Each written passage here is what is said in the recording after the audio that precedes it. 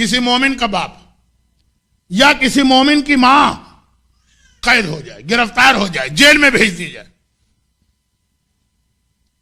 کتنا پریشان ہوگا، کتنی کوشش کرے گا کہ کسی طریقے سے ان کو جیل سے نکالا جائے، بڑے سے بڑا لائر کرنا پڑے، بہت زیادہ مہنگی فیس دے گا اس وقت. یا آج کل والدین کی اتنی رسپیکٹ نہیں ہے، ہو سکتا ہے شکر کا سجدہ انجام دے کہ اچھا ہے ماں کی بک بک چک چک سے نجات ملی، پڑی رہے جیل میں. تو یہ ایسا ہی ہوگا جو اپنی بیوی سے بہت محبت کرتا. بیوی سے محبت کرنے والے ہی ماں کو جو ہے ڈیگریڈ کرتے. تو چلے اس کی بیوی اگر جیل میں گرفتار ہو جائے، اور کسی سے تو آدمی محبت کرتا ہے، جس سے محبت کرتے وہ جیل چلا جائے، اور معلوم ہوا کہ قید کے عالم میں ہے، اور قید بھی ایسی کہ قید میں اس پہ ٹارچر کیا جا رہا. اب آج کل تو دنیا الٹی ہو گئی ہے، بہت سی جگہ پہ جیل میں زیادہ عیش و آرام ملتے ہیں، اتنا اپنا گھر میں بھی نہیں ملتا. لیکن آپ آئے تو انڈیا سے ہے نا، کچھ پاکستان کے لوگ ہوں گے میری طرح سے.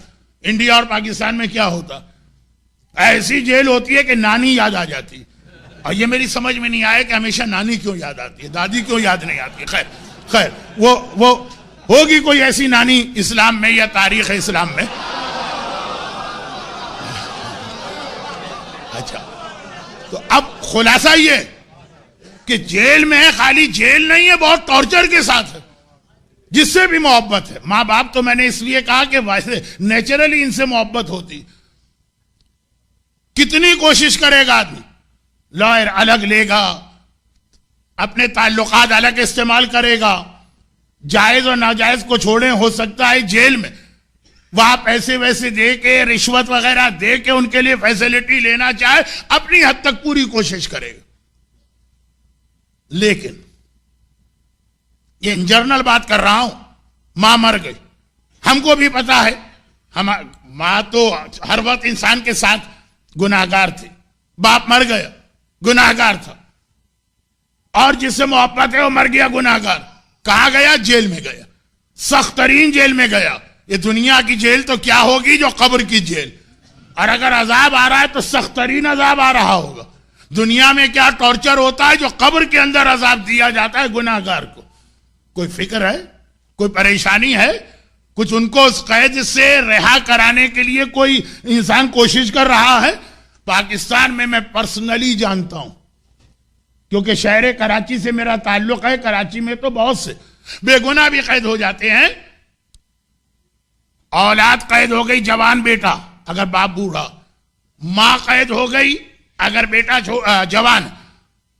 مکان تک لوگوں نے بیچ دیے ہیں تاکہ لائر کی فیس اور کورٹ کی فیس کسی طرح ان کو رہا کرانا. پراپرٹی آدمی سیل کر دیتا ہے صرف اس لیے کہ جیل میں ہے، یہ برداشت نہیں ہو رہا. اور جو ماں باپ یا جو اولاد گناہوں کی وجہ سے قبر کی قید میں ہوں گے،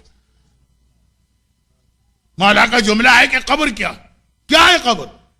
ان القبر روضۃ من ریاض الجنہ وحفرۃ من حفر النار.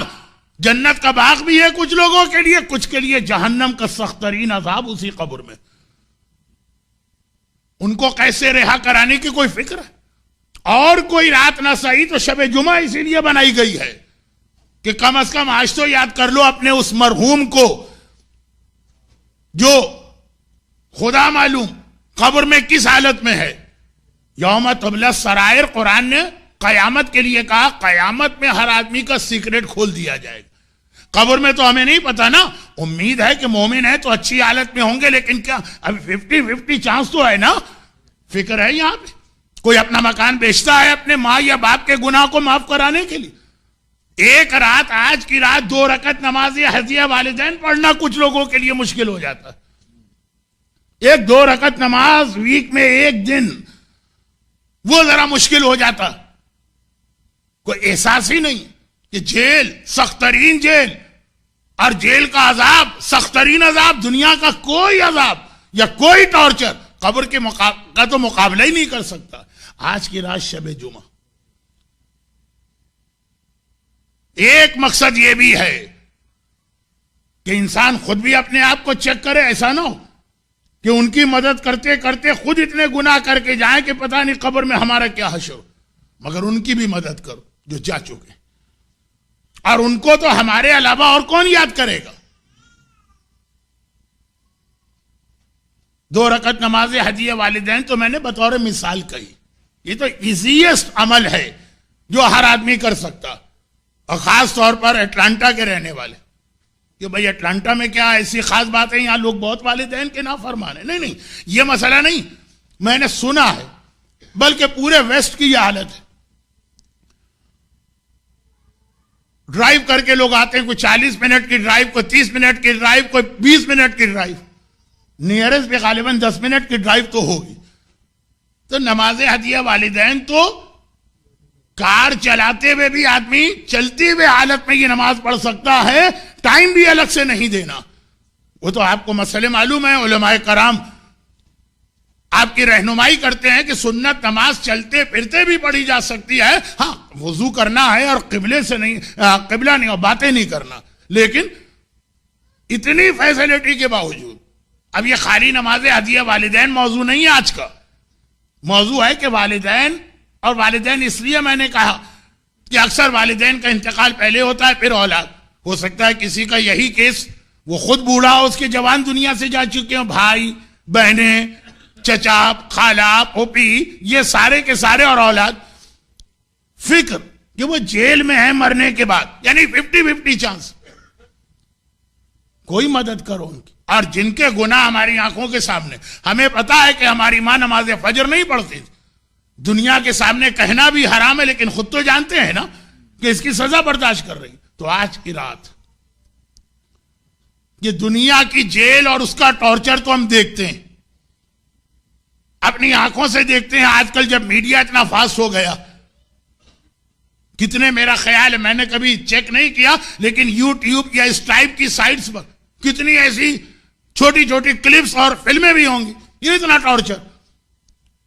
قبر کا عذاب آپ نے نہیں دیکھا، لیکن اس نے دیکھا ہے کہ جس کی ہر بات پہ ہم آنکھیں بند کر کے یقین کرتے ہیں. ہماری آنکھ کسی عذاب کو دیکھے یہ چھوٹا، اور اللہ کا رسول اگر کہہ دے، امام معصوم اگر کہہ دے کہ بے نمازی کو یہ عذاب مل رہا ہے، غیبت کرنے والے کو یہ عذاب مل رہا ہے، گانا سننے والے کو یہ عذاب مل رہا ہے، شراب پینے والے کو یہ عذاب مل رہا ہے، اپنی آنکھ والے عذاب کے مقابلے میں یہ عذاب بڑا ہے، کیونکہ اس نے کہا ہے جو کبھی غلط نہیں کہہ سکتا.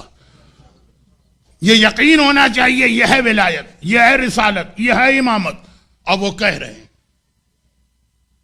مگر